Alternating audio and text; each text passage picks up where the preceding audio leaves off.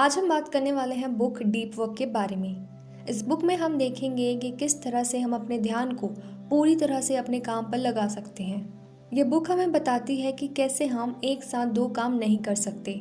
साथ ही इस बुक की मदद से हम ये भी जानेंगे कि कैसे हम अपने समय का और अपने फोकस का इस्तेमाल अच्छे से कर सकते हैं। आज हम इंटरनेट और सोशल मीडिया से घिरे हुए हैं। हम हर 15 मिनट में अपने इंस्टाग्राम, फेसबुक, व्हाट्सएप में लगे रहते हैं और उसके नोटिफिकेशन चेक करते रहते हैं। हम हर 10 मिनट में अपना फ़ोन देखते ही रहते हैं। ये सारे काम हमारा ध्यान टाइम टाइम पर भटकाते रहते हैं, जिससे हम उस काम को अपना पूरा ध्यान नहीं दे पाते जो हमारे लिए ज़रूरी है। ये बुक हमें बताती है कि किस तरह से हम इस समस्या से निकल सकते हैं। ये बुक हमें डीप वर्क में जाने के तरीके बताती है। डीप वर्क का मतलब अपने दिमाग को पूरी तरह से अपने काम पर लगाना और सारी ध्यान भटकाने वाली चीज़ों से नाता तोड़ लेना। ये बुक हमें बताती है कि किस तरह से हम कम समय में ज़्यादा काम पूरा कर सकते हैं। इस बुक समरी को सुनकर आप सीखेंगे कि हमारा ध्यान क्यों भटकता है, किन किन तरीकों से आप डीप वर्क में जा सकते हैं और किस तरह से आप अपने इंटरनेट या सोशल मीडिया की लत से छुटकारा पा सकते हैं। एक साथ बहुत सारे काम करना सुनने में अच्छा लग सकता है, लेकिन असल में ये एक झूठ है। बहुत से लोग अपना काम करते रहेंगे और साथ में कुछ और काम भी करते रहेंगे। उन्हें लगता है कि इस तरह से वो दो काम एक साथ कर रहे हैं और अपना बहुत समय बचा रहे हैं। लेकिन यूनिवर्सिटी ऑफ मिनेसोटा की प्रोफेसर सोफी लियराय की स्टडी में कुछ और ही सामने आया। सोफी ने दो ग्रुप बनाए। पहले ग्रुप से उन्होंने कहा कि वो कुछ पहेलियां सुलझाए और बीच बीच में जाकर कुछ रिज्यूम देखें और उसके हिसाब से लोगों को नौकरी देने या ना देने का फैसला करें। दूसरे शब्दों में उन्होंने पहले ग्रुप को दो काम एक साथ करने के लिए दिया, जबकि दूसरे ग्रुप से कहा गया कि वो सिर्फ पहेलियां सुलझाएं।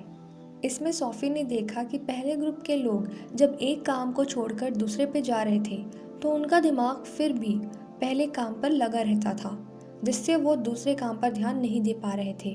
आसान शब्दों में, एक साथ बहुत से काम करने से काम की क्वालिटी कम हो जाती है।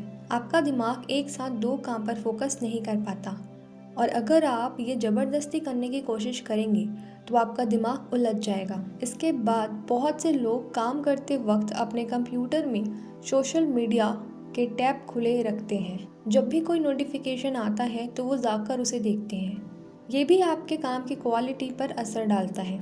2012 की स्टडी में काउंसलिंग फर्म ने देखा कि एक औसत कर्मचारी अपने काम का 60% हिस्सा ऑनलाइन बात करने में बिता देते हैं। वो सिर्फ 30% हिस्से में ईमेल का जवाब देते हैं। यानी कि लोग काम बहुत कम कर रहे हैं, लेकिन फिर भी उन्हें लगता है कि वो बहुत काम कर रहे हैं।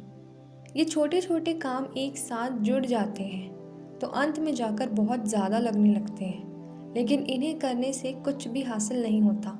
इसलिए हमेशा एक बार में सिर्फ एक काम को करने की कोशिश कीजिए। अपने काम में पूरा ध्यान लगाने के लिए आप बहुत से तरीके अपना सकते हैं। सबसे पहले तरीके का नाम है साधु का तरीका, जिसमें आप खुद को हर ध्यान भटकाने वाली चीज़ से एक साधु की तरह अलग कर देते हैं और सिर्फ अपने काम पर ध्यान देते हैं। दूसरा तरीका है बाई मॉडल तरीका, जिसमें आप अपने ज़रूरी काम के लिए खुद को एक समय देते हैं और उस बीच सिर्फ उसी काम को करते हैं। बाकी का समय आप दूसरे कामों को दे देते हैं। तीसरा तरीका है लय में काम करना, जिसमें आप 90 मिनट के लिए पूरी तरह से अपने काम पर ध्यान लगाते हैं और फिर थोड़ा ब्रेक लेते हैं। साथ ही आप एक कैलेंडर की मदद से ये देखते हैं कि आपने कितना काम किया। अंत में आता है जर्नलिस्टिक तरीका, जिसमें आप कोई भी खाली समय देखकर अपने काम पर चले जाते हैं और उसे करते रहते हैं। लेकिन इन सारे कामों में एक बात मिलती है, आप इस तरह से काम करने की आदत बनाते हैं। आप अपने मूड के हिसाब से काम नहीं करते, बल्कि हर दिन का एक रूटीन बनाते हैं, जिस वजह से आप हर दिन अपना मूड खुद से बनाकर काम करने के लिए जाते हैं। टेक्नोलॉजी के इस्तेमाल को कम कर दीजिए और अपने दिमाग को फोकस करना सिखाइए। आज के वक्त में हमारा ध्यान भटकाने के लिए बहुत सी चीज़ें हैं।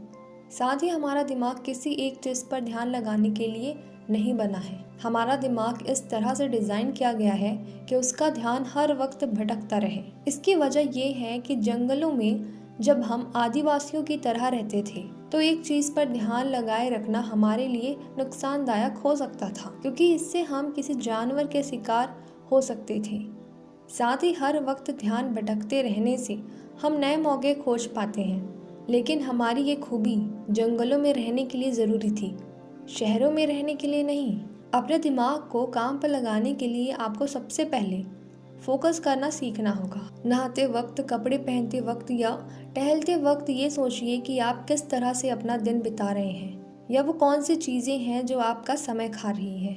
इसके बाद जब आपको समस्या मिल जाए तो आप उसके अलग अलग समाधान खोजिए। जब आपको ये भी पता लग जाएगा कि आपको क्या काम करना है तो खुद से ये पूछिए कि किस तरह से आप उस काम को करके अपनी मंजिल तक पहुंच सकते हैं। इसके साथ ही सोशल मीडिया को लेकर अपनी आदतों पर भी ध्यान दीजिए।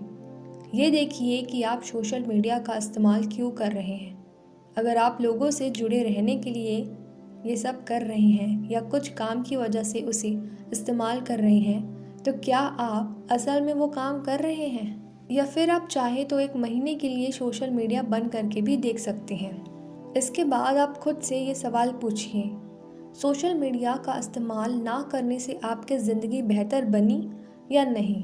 क्या किसी को आपके सोशल मीडिया इस्तेमाल ना करने से कुछ फ़र्क पड़ा? क्या कोई ऐसा काम था जो उसे इस्तेमाल ना करने की वजह से पूरा नहीं हुआ?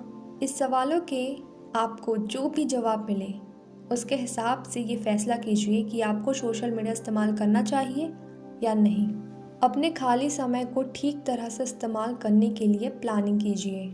जब हम दिन भर के काम से खाली होकर घर पर पहुंचते हैं तो हम इतने थके होते हैं कि हमारा कुछ भी काम करने का मन नहीं करता, लेकिन फिर भी हम टीवी देखने के लिए या इंटरनेट इस्तेमाल करने के लिए समय निकाल लेते हैं और वो सारे काम करने का हमारा मन करता है।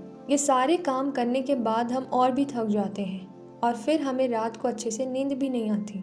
इस तरह के हालात से खुद को बचाने के लिए आप प्लानिंग कीजिए कि किस तरह से आप अपने खाली समय का इस्तेमाल करेंगे। अपने ज़रूरी कामों को और दूसरे कामों को अलग अलग समय दे दीजिए। अगर आप 1 घंटे के लिए अपना ज़रूरी काम करते हैं तो 1 घंटे के लिए दूसरे काम कर सकते हैं। अब ये ज़रूरी नहीं है कि आप हर रोज़ एक सख्त टाइम टेबल के हिसाब से चलिए। यहाँ पर हमारा मकसद है ये तय करना कि आप किस तरह से अपने खाली समय का इस्तेमाल कर सकते हैं। इसके लिए आपको ये भी प्लान करना होगा कि आप अपनी शाम को हर रोज़ क्या करेंगे या फिर छुट्टियों के दिन में क्या काम करेंगे।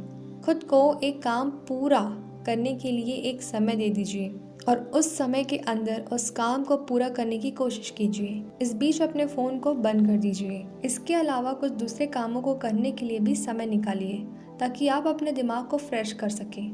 किताबें पढ़ने के लिए या अपने दोस्तों के साथ समय बिताने के लिए भी कुछ समय निकालिए। ये सारे काम करने की प्लानिंग भी एडवांस में कीजिए। आज के टाइम में बहुत से लोगों का मानना है कि वो एक साथ 2 काम कर सकते हैं, लेकिन ये गलत है। आपका दिमाग एक बार में सिर्फ एक काम पर ध्यान लगा सकता है। इसलिए अपना ज़रूरी काम करते टाइम इंटरनेट या सोशल मीडिया का इस्तेमाल मत कीजिए। अपने दिन को प्लान कीजिए ताकि आप अपने खाली समय का इस्तेमाल अच्छे से कर पाए। अगर आप दिन के अंत में पूरी तरह से थका हुआ महसूस करते हैं तो इंटरनेट को कम इस्तेमाल कीजिए। अपनी डायरी पर ये लिखिए कि आप दिन में कब कब इंटरनेट का यूज़ कर सकते हैं। इसके बाद सिर्फ इस दिए गए समय में ही इंटरनेट का इस्तेमाल कीजिए। इस तरह से आप अपने इस आदत पर काबू कर पाएंगे। बहुत बार ऐसा होता है कि हम खुद को एक समय देते हैं इंटरनेट इस्तेमाल करने के लिए, लेकिन हम अनजाने में कुछ ज़्यादा देर तक उसे इस्तेमाल करते हैं। लेकिन अगर आप दिन के एक दिए गए समय में ही इंटरनेट इस्तेमाल करेंगे तो आप पाएंगे कि आप पहले से बेहतर काम कर पा रहे हैं। तो ये थी आज की बुक समरी, डीप वर्क। इस बुक में बताई गई जितनी भी बातें हैं आपने सुनी, इसे फॉलो करना ना करना ये आपके ऊपर है। कोई भी चीज़ तभी काम करती है जब आप उसे खुद के ऊपर लेंगे। अगर आप इस ऑडियो बुक को सुन रहे हैं तो आप समझ पा रहे होंगे, आप इसे अपने लाइफ में भी फॉलो करेंगे।